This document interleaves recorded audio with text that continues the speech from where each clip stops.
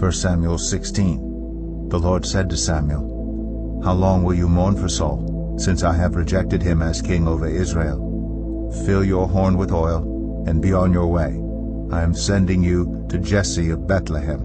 I have chosen one of his sons to be king." But Samuel said, "How can I go? If Saul hears about it, he will kill me." The Lord said, "Take a heifer with you and say, 'I have come to sacrifice to the Lord.' Invite Jesse to the sacrifice, and I will show you what to do.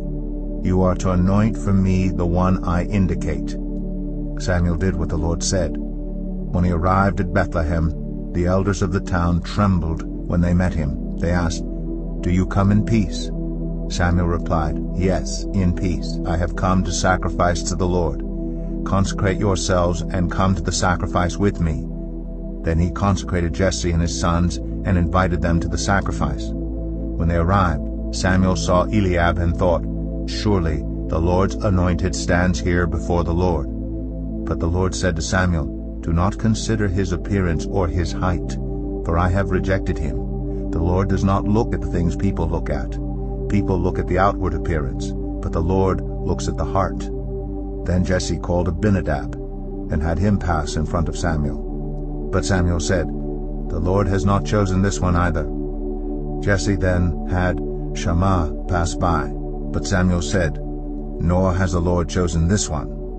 Jesse had 7 of his sons pass before Samuel. But Samuel said to him, "The Lord has not chosen these." So he asked Jesse, "Are these all the sons you have?" "There is still the youngest," Jesse answered. "He is tending the sheep." Samuel said, "Send for him. We will not sit down until he arrives." So he sent for him and had him brought in. He was glowing with health and had a fine appearance and handsome features. Then the Lord said, "Rise and anoint him. This is the one." So Samuel took the horn of oil and anointed him in the presence of his brothers, and from that day on the Spirit of the Lord came powerfully upon David. Samuel then went to Ramah. Now the Spirit of the Lord had departed from Saul, and an evil spirit from the Lord tormented him. Saul's attendant said to him, "See, an evil spirit from God is tormenting you. Let our Lord command his servants here to search for someone who can play the lyre. He will play when the evil spirit from God comes on you, and you will feel better." So Saul said to his attendants, "Find someone who plays well and bring him to me." One of the servants answered, "I have seen a son of Jesse of Bethlehem who knows how to play the lyre. He is a brave man and a warrior. He speaks well and is a fine-looking man, and the Lord is with him."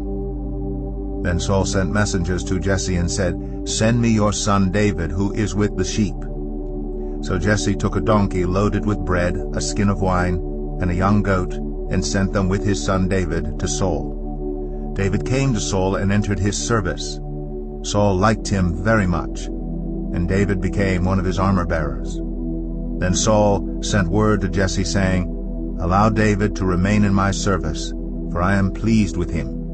Whenever the Spirit from God came on Saul, David would take up his lyre and play. Then relief would come to Saul, he would feel better, and the evil spirit would leave him.